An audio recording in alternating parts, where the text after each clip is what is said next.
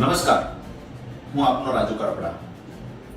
આજે એક એવી ગોઝારી ઘટના ઘટી છે, લોકોનું હૃદય કંપી ઉઠે।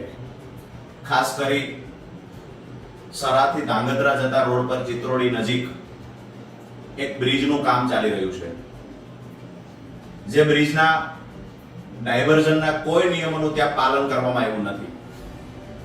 એકદમ બ્રિજ તોડી નાખવામાં આવ્યો, એની નજીકથી ડાયવર્ઝન આપી દેવામાં આવ્યું, પરંતુ બ્રિજનું કામ ચાલુ છે કે ત્યાં કોઈ જાતના રેડિયમ લગાવવામાં નથી આવ્યા, રોડ બંધ કરવામાં નથી આવ્યો। રાત્રિના સમયે કોઈ વાહન ચાલક નીકળે છે તો એને દેખાય નહીં એવી રીતે ડાયરેક્ટ બ્રિજ આવી જાય છે, જે બ્રિજ તૂટેલો છે, તોડી નાખવામાં આવ્યો છે નવો બ્રિજ બનાવવા માટે। ડાયવર્ઝનનું કોઈ જ નિયમનું પાલન ન કરવાના કારણે આજે રાત્રે હોસ્પિટલના કામથી મૂળી તાલુકાના દાધોળિયા ગામનો એક પરિવાર ધાંગધ્રા જવા નીકળે છે। અચાનક જ બ્રિજ તૂટેલો હોવાથી બ્રિજમાં એમની ગાડી ખાબકે છે। 3 લોકો ગંભીર રીતે ઘાયલ થાય છે। 3 લોકોના મૃત્યુ થયા। ભગવાન દિવંગતના આત્માને શાંતિ આપે એવી પ્રાર્થના કરીએ છીએ, પરંતુ આ દુર્ઘટના કૃત્રિમ દુર્ઘટના છે, કોઈની બેદરકારીથી બનેલી દુર્ઘટના છે।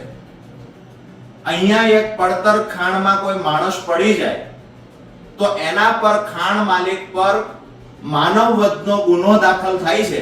અહીંયા કોન્ટ્રાક્ટરની બેદરકારી હોવા છતાં કોન્ટ્રાક્ટર પર શા માટે ગુનો દાખલ ન થાય?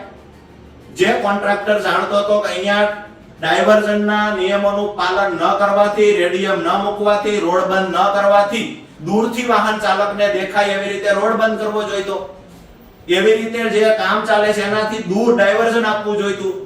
આ કોઈ નિયમનું પાલન ન કર્યું, એક બોર્ડ પણ મૂકવામાં નથી આવ્યું। ઘટના બન્યા પછી આજે સવારે બોર્ડ મૂકવામાં આવ્યું છે, એટલે કે જે કોન્ટ્રાક્ટર છે એના પર માનવ વધનો ગુનો દાખલ થવો જોઈએ, આ અમારી માંગણી છે। સાથે જ જે પરિવારે પોતાના સ્વજન ગુમાવ્યા છે એને સરકાર તરફથી સહાય ચૂકવવામાં આવે, આ પણ અમારી માંગણી છે।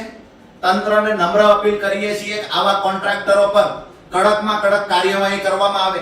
જ્યાં પણ રોડના કામ ચાલે છે ત્યાં દરેક જગ્યાએ ડાયવર્ઝનના નામે બેદરકારી ચાલી રહી છે। એક પણ બ્રિજનું કામ ચાલે છે, એક પણ બ્રિજે વ્યવસ્થિત રીતે ડાયવર્ઝન આપવામાં નથી આવ્યું।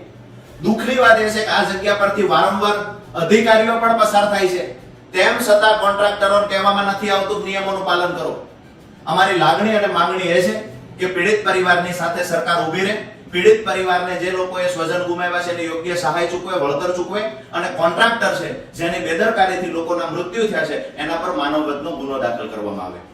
ઓમ શાંતિ।